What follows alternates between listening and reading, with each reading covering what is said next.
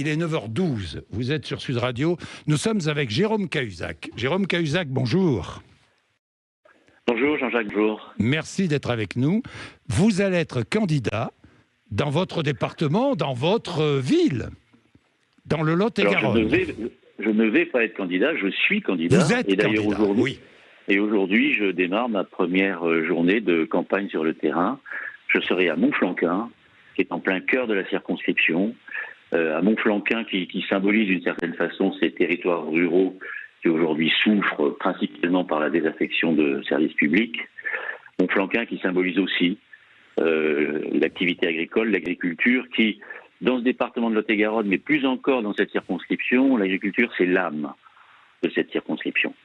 Et si les électeurs me font confiance, je ferai tout pour que les trois mots qui ont été retenus par l'État après le grand mouvement de protestation des agriculteurs, dignité, revenus et simplification, je ferai tout pour que ces trois mots, ces trois principes, ces trois objectifs soient mis en œuvre de la façon la plus rapide et la plus efficace possible, notamment en espérant que le projet de loi qui avait été rédigé à la suite de ces mouvements, que ce projet de loi qui est aujourd'hui, si vous me le permettez, encarafé au Sénat à la suite de la dissolution, que ce projet de loi puisse revenir vite à l'Assemblée et être adopté, car les agriculteurs ont besoin des mesures qui s'y trouvent. Bien, Jérôme Cahuzac, pourquoi être revenu devant les électeurs? Pour finir le travail. Première raison. Deuxième raison, c'est un territoire auquel je suis viscéralement attaché. Il s'est passé beaucoup de temps, beaucoup d'années. On dit que le temps efface tout, que le temps permet d'oublier. Ben non.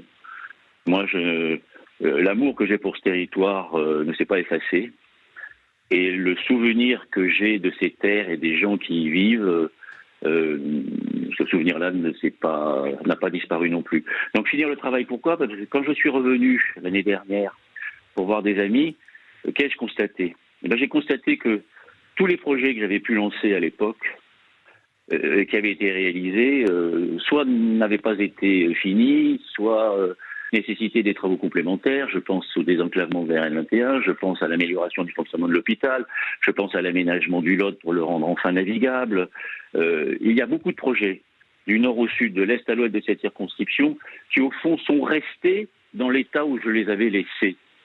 Et donc je reviens pour finir le travail, parce que je n'aime pas quand les choses ne sont pas bien terminées. Deux questions encore, Jérôme Cahuzac. La première, sur l'étiquette. Vous êtes un homme de gauche, que les choses soient claires. Mon étiquette est une étiquette de centre-gauche, ça a toujours été mon étiquette, je n'en ai jamais eu honte et je la revendique hautement. Mais j'ai entendu votre éditorial, oui. Bourdin. Spontané, je peux vous dire. Spontané, pas écrit, comme je le pense. Chez vous, c'est toujours le cas.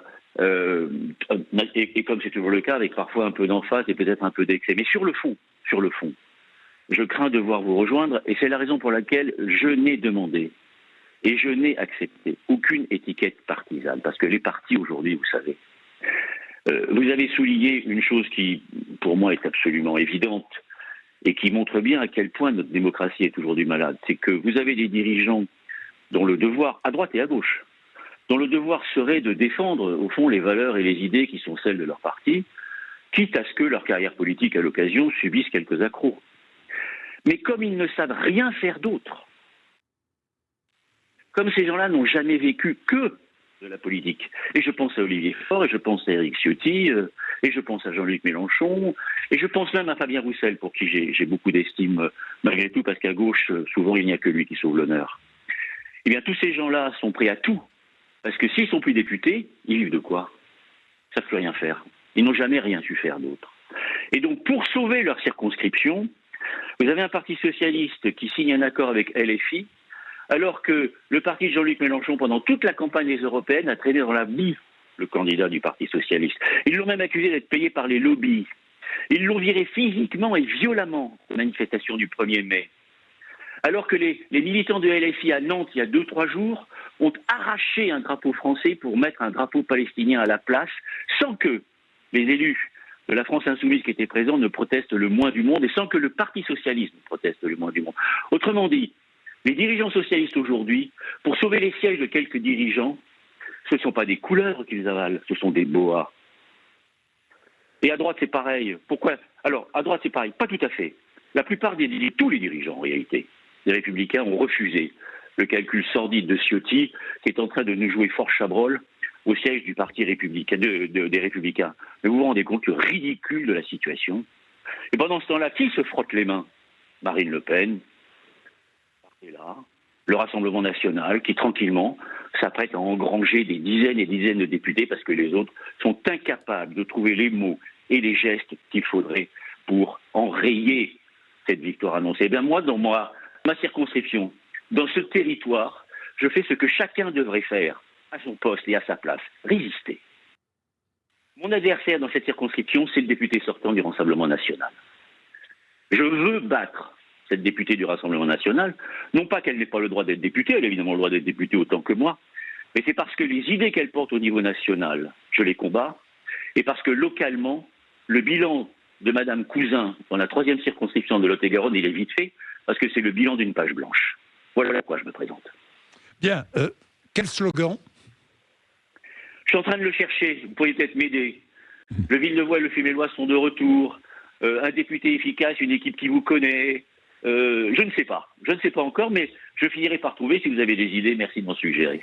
Bien, merci beaucoup Jérôme Cahuzac d'avoir été avec nous ce matin sur l'antenne de Sud Radio. Il est 9h18, vous réagissez. Tout ce que vous entendez, nous continuerons à écouter les uns et les autres. Demain, rendez-vous important à 8h30. On ne l'a pas entendu depuis dimanche. Et pourtant, c'est une personnalité importante à gauche. Clémentine Autain sera avec moi, invitée à 8h30, de 8h30 à 9h, demain matin sur Sud Radio. C'est ici que ça se passe. Sur Sud Radio, la vie politique. Il est 9h18.